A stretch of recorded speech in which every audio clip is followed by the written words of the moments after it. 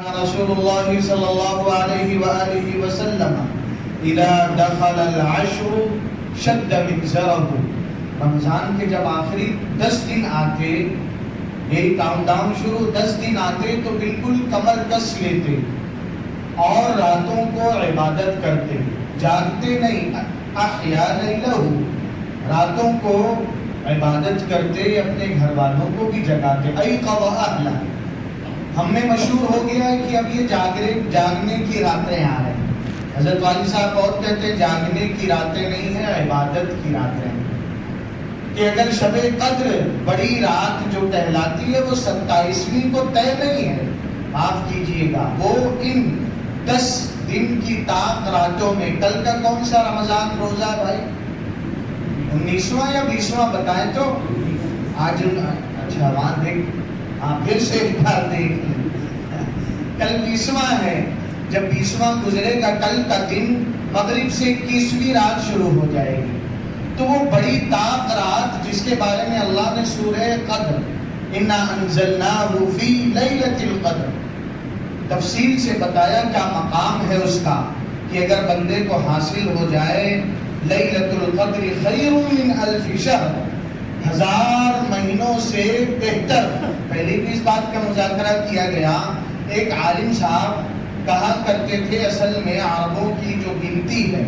Number وہ گنتے 1 2 3 10 20 100 1000، الف پہ جا کے ختم، 1000 پہ۔ اب اگر انہیں لاکھ کہنا ہے اردو میں، اپنے یہاں کیا ہے لاکھ، تو لاکھ کے لیے کوئی خاص لفظ نہیں ہے، وہ کہیں گے 100,000 100,000۔ تو گویا قرآن کریم کی آیت بتاتی ہے گنتی جہاں ختم ہے، یہ رات اس سے بھی بڑھ کر بہتر ہے۔ تو میرے بھائیوں کوشش یہ کریں، یہ سیزن تیزی سے ہاتھ سے گزر جائے گا۔ حضرت کے یہاں حضرت والد گرامی حضرت اقدس مولانا منیر احمد صاحب دامت برکاتہم العالیہ تعلیم ممبئی، آپ کے یہاں معتکف ہے، ملک بھر سے، الگ الگ اسٹیٹ سے، صوبہ جات سے لوگ آ رہے ہیں، جا رہے ہیں، علماء ہیں، جماعت کے ساتھی ہیں، حفاظ ہیں، دوسرے عوام، جاتے ہوئے فارم دیا جاتا ہے کہ لکھ کے جاؤ کیا فائدہ اٹھایا،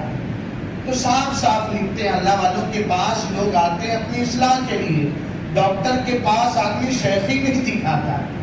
ہے نا، جیسے گرنے کے بعد پہلے گرنے والا دائیں بائیں دیکھتا ہے کسی نے دیکھا یا نہیں دیکھا، اگر کوئی ہے تو پیر میں چوٹ کے باوجود بھی اکڑ کے چلتا ہے، اور گلی کے نکڑ سے انسائٹ ہوتا تب سہلاتا ہے۔ تو اللہ والوں کے پاس جا کے آدمی شیخی نہیں دکھاتا ہے، اپنی بیماری اور مرض کھول کے رکھ دیتا ہے کہ حضرت زندگی بڑی اجیرن ہو گئی ہے، جہنم بن گئی ہے، اور صرف ایک بات، میرے حد سے بڑے ہوئے غصے کی وجہ سے، جہاں غصہ آیا سارا کھلانا پلانا خوشیاں دینا سب پہ پانی پھر جاتا ہے۔ تو ایسے ہی جاننے والے دوست احباب فارم میں لکھتے کہ حضرت گھر تھے، ایک عالم صاحب نے ابھی لکھا، یہ دارالفتہ دارالقضا سنبھالنے والے، کہ گھر کئی سال کے رمضان میں ایک قرآن بھی نہیں پڑھ پا رہا، آپ کے خدمت میں آیا، 3 دن میں ایک قرآن ختم ہو گیا، بڑی بات ہے۔ ایک عالم صاحب کیا ہے، گجرات کے گودھرا کے آئے،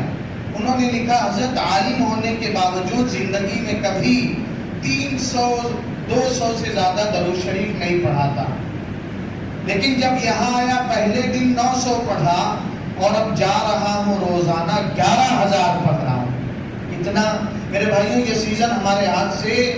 نقصان کے ساتھ نہ چلا جائے، کچھ تو طے کریں، دیکھیں،